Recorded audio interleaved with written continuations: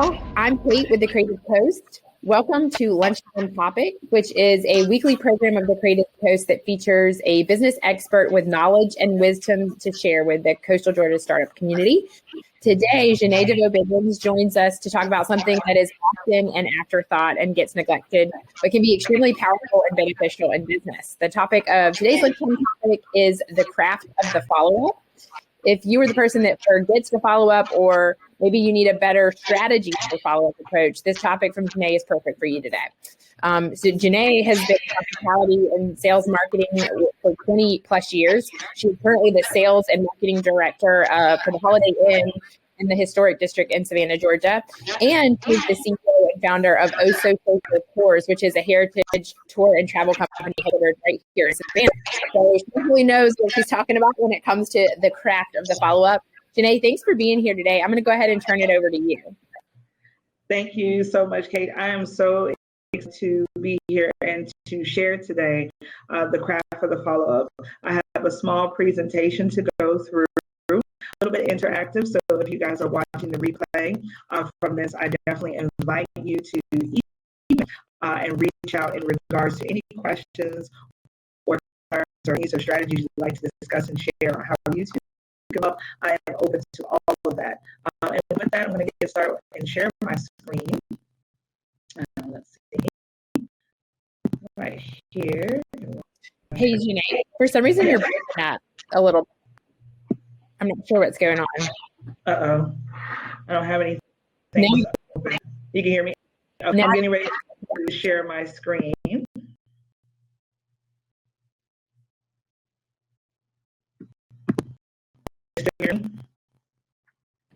Yes, now you're a little bumpy, but I think we're okay. There's some verb or something going on. All right. So just moving forward, again, the craft of the follow-up. We're going to talk about 3 top strategies to follow up today.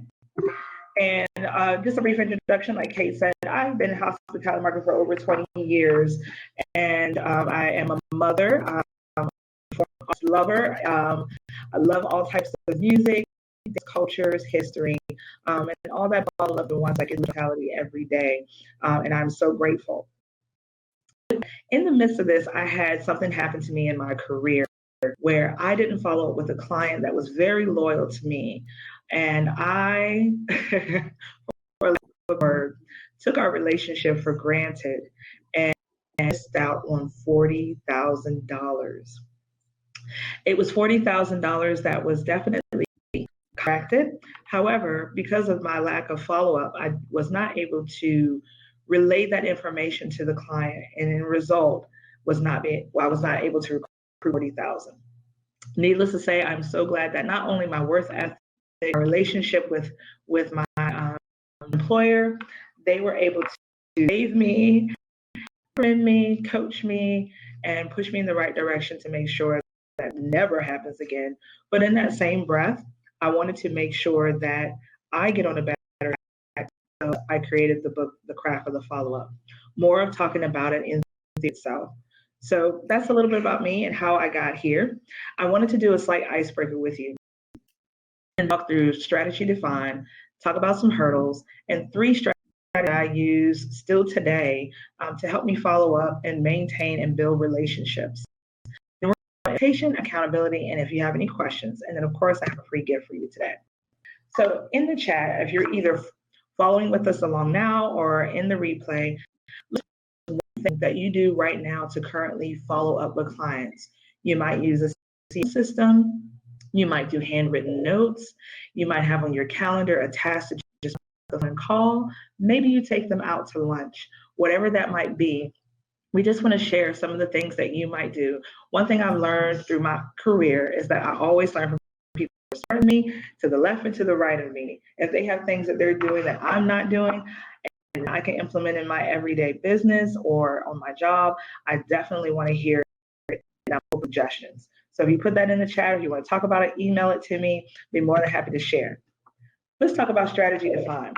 Strategy is a plan of action or policy designed to a major or overall aim.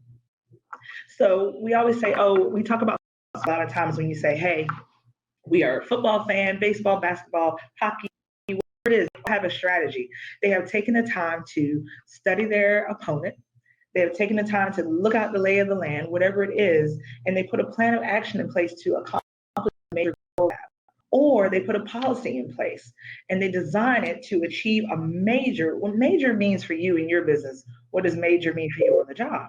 Or what are you shooting for in this strategy? Well, when we're doing a follow-up, it is the same thing. You form a strategy in order to maintain, cultivate, build, start over those relationships. So what are some of the things that are stopping you or hurdles, the obstacles that you might occur when you're trying to follow up with your client, with your overall job, things that you're doing or that relationship, that one-on-one time? The number one thing I found is time management. Oh my gosh, I didn't have time to send that email. I didn't have time to pick up the phone and call them.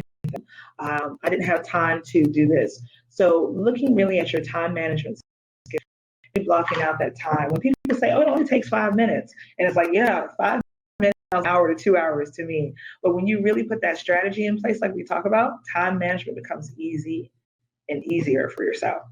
Fear of rejection. Sometimes people don't get working through rejection. No one gives a yes. You really have to build a shell to really get to that.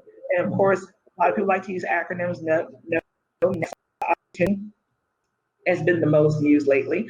But you don't want to have that fear of rejection. You really want to get down to know what it is that your clients are looking for, what it is that they're hearing, and really hear them and really understand they're not truly rejecting you. They just don't understand what it is that you might be offering them, what it is that you might be doing.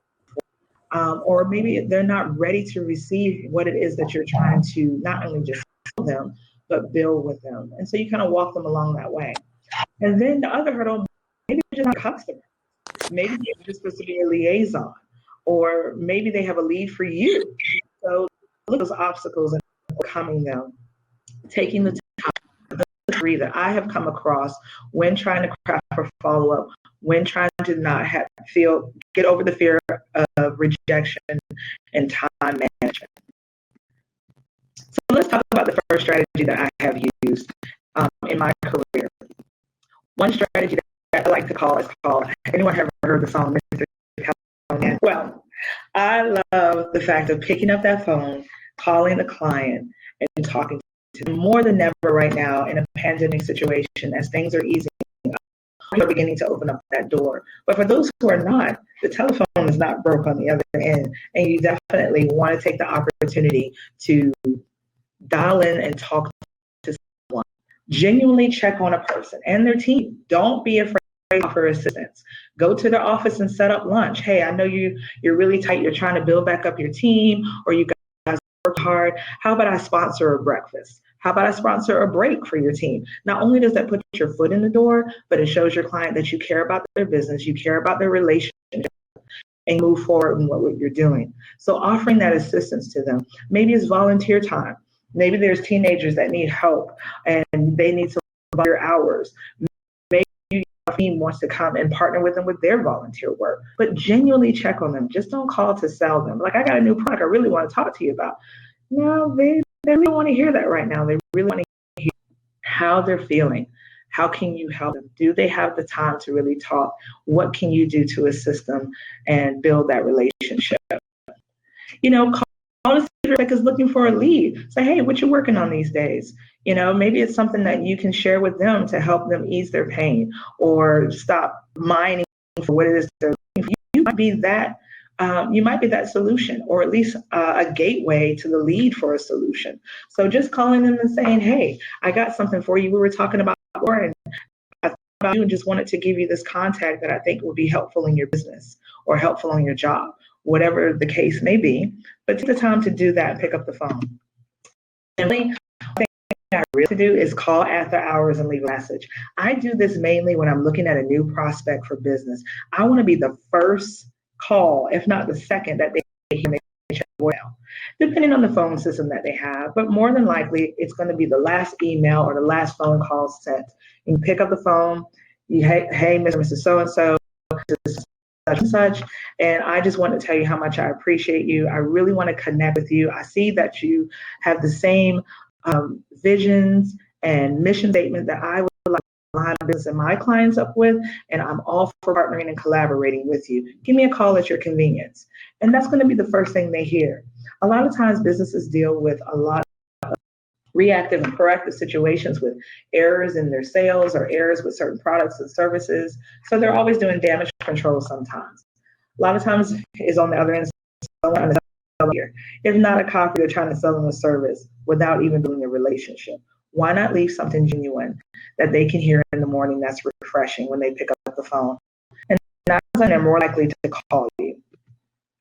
So the next strategy I'd like to talk about is always a celebration. If you're not a person who likes a party, that's fine, but like to be celebrated, even in private or out in the open. People love a celebration regardless if they say it or not. So I use this calendar. So a blank calendar is fun holidays, wacky holidays, anything like Oreo Cookie Day or National Ice Cream Day or National Soup Day. There's always something to celebrate. Anniversaries and more, but I really like using those wacky holidays, especially if you're into an office or your relationship with your client that you're trying to build has opportunity where you can celebrate their team and say, hey, I'm dropping off Oreo cookies for everyone. It's National Oreo Cookie Day. Didn't know if you know or not, but they will think of you and say, hey, you stopped by my office in a celebration I was unaware of, but you brought a little cheer. And sometimes that's how people are able to remember you. And then uplifting moments. People are human.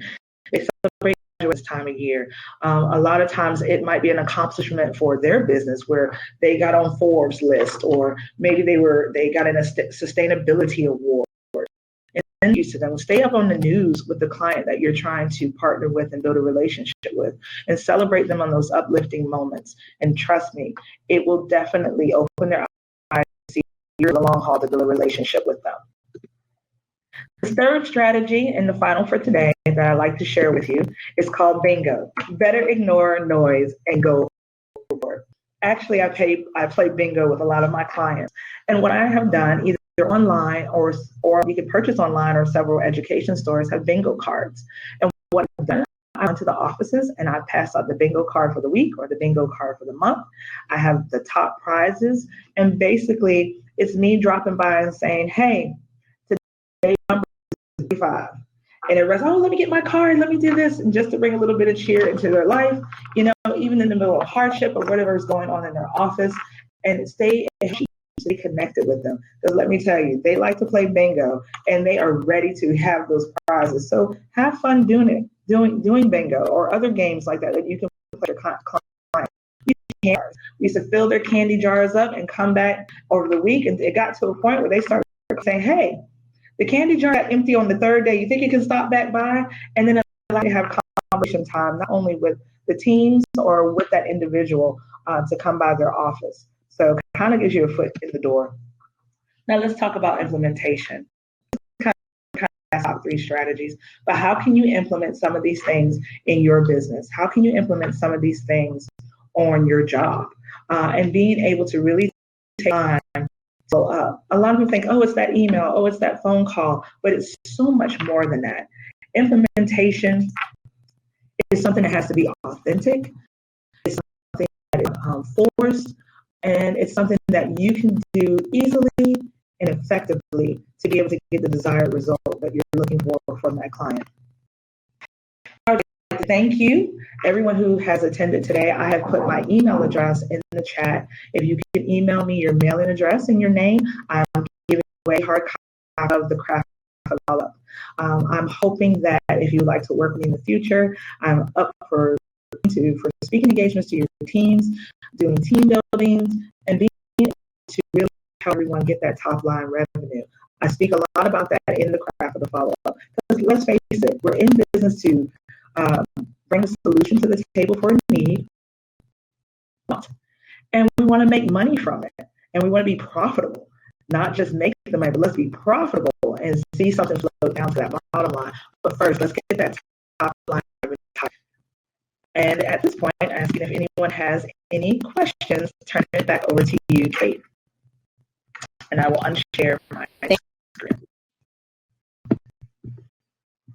Great. I think these are all things that we tend to think about them in terms of not like what we can do for other people, but I think so often, and this is something I find in my LinkedIn inbox all of the time, and we actually just had another lunchtime topic on this about like how not to sound spammy on LinkedIn, right? Like I think a lot of times we think, well, I need to like just cut straight to the chase about what I'm offering. And the relationships that I found that have been long-term, that have been those kind of legacy relationships that you've mentioned in your description of your event, have always been those that were genuine. They were very authentic. Like we would sit down and get to know each other more personally. And then it was like, well, what are your struggles with your business? Tell me about what your challenges are. And then we can kind of go from there.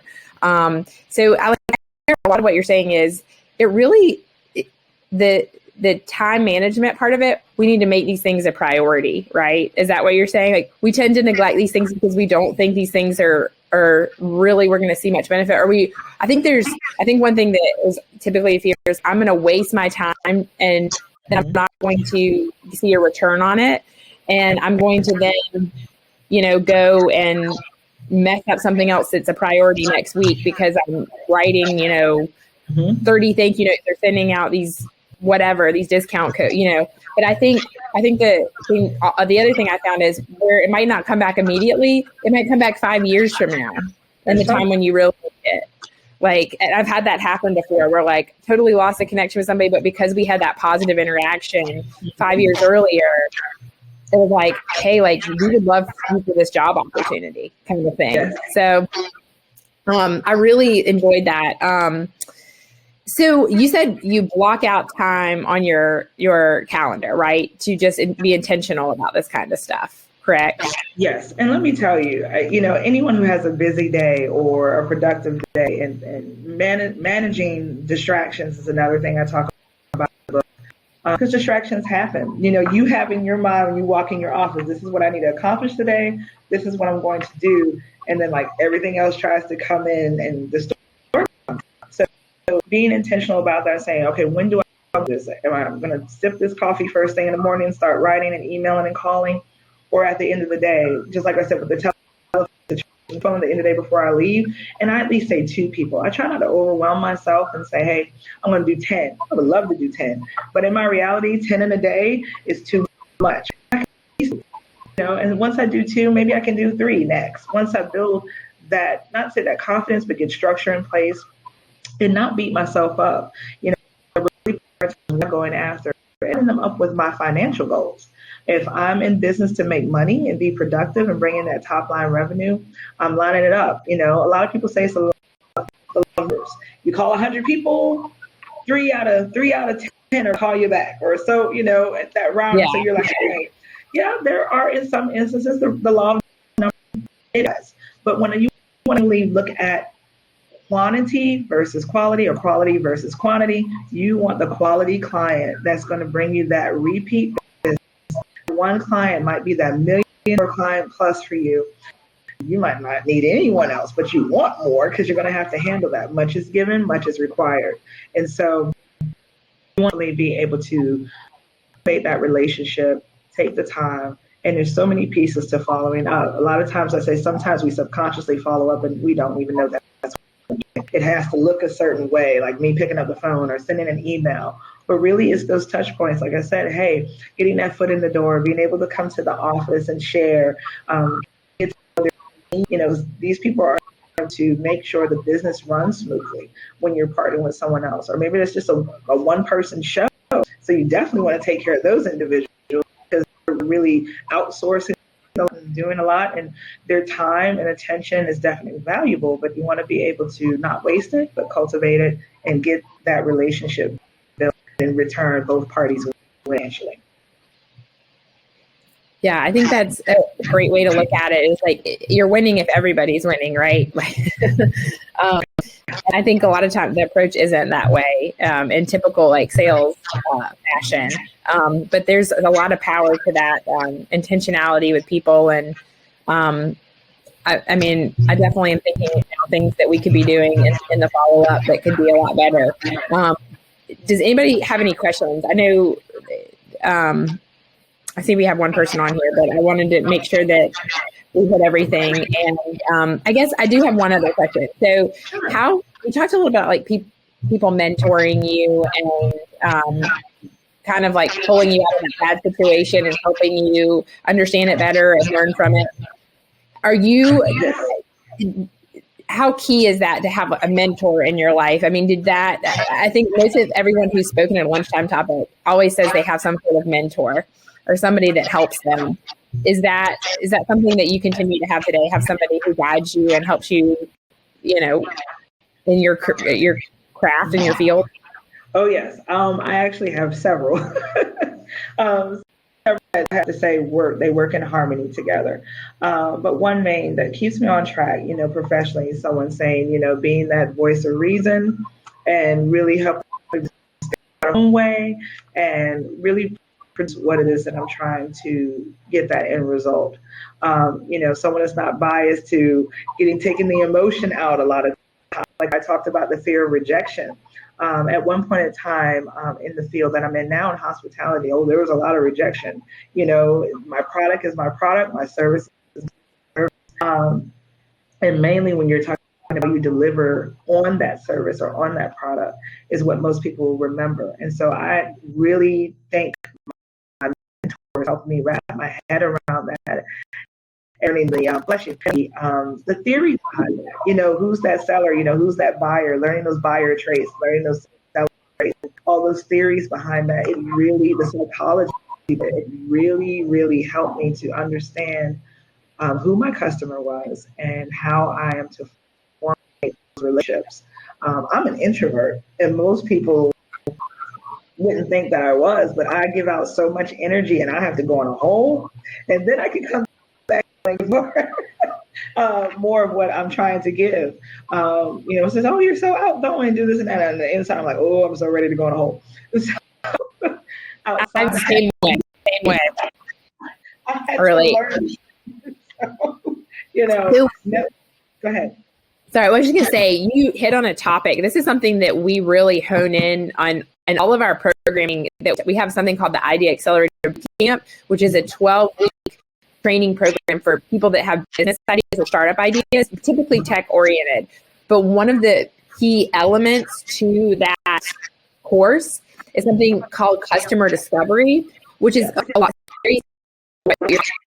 It's based on this idea that oftentimes we think we have the answer with a business. Like we think business solves some kind of problem for a market, and it's actually not, or it's already been solved, or maybe the market's not even ready for this solution yet. So who attend today or watching the replay who would like a free copy of the book, just email me with your name and mailing address you'd like me to send the book to, and I will do that. That book is also available on Craft of the Follow-Up. You can download a digital copy for, I believe it's on sale for $5.99, or the hard book for $9.99. And so I'm going to share, come and talk to your teams, do trainings with the Craft of the Follow-Up book. Sometimes it's one of those taboo topics you don't want to talk about, but everyone has struggled with one part of life or ongoing, and it's like a work in progress. So